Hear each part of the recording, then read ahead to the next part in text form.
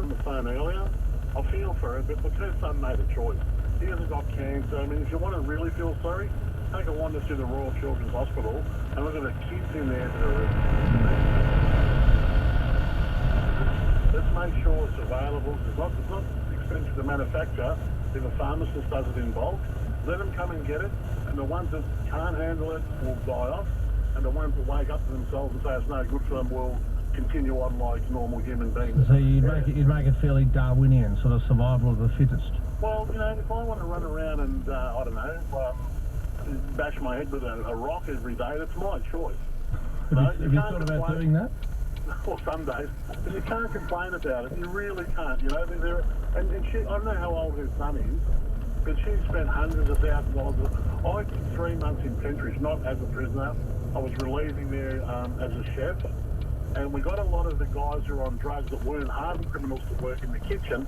And I'm telling you, those guys knew nothing about drugs when they came in, but when they left, they were experts in the market. Well, no, Mitchell, that's an interesting point, because that cuts right into what Karen Wicks was saying, that, I mean, if you stick people in jail, if they're not drug addicts, they might turn into drug addicts. If they're already drug addicts, they'll become worse drug addicts. But I agree with you. I mean, you know, I've had, like most people, I've had my car broken into, had my house broken into in the past, every time, by someone who was on drugs. Every time. I really don't feel sorry for them. I know that sounds harsh, but I'm sick of the secondary impact of crime. You know, I'm sick of having my things stolen, my car damaged, my house broken into, so that someone else can finance their habit. I mean, curiously, I actually think the best thing to do might be to say, stuff it.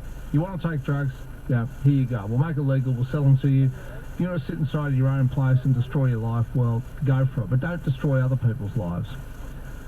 It would need decriminalisation, but at the moment, you know, we're not penalising people who take drugs. We're not rehabilitating them either. So, you know, your car gets broken into, you ring up, the police arrest the person goes to court, the court lets them off because they're having a hard life, and so the process goes on. Frankly, that isn't working. Craig, hello?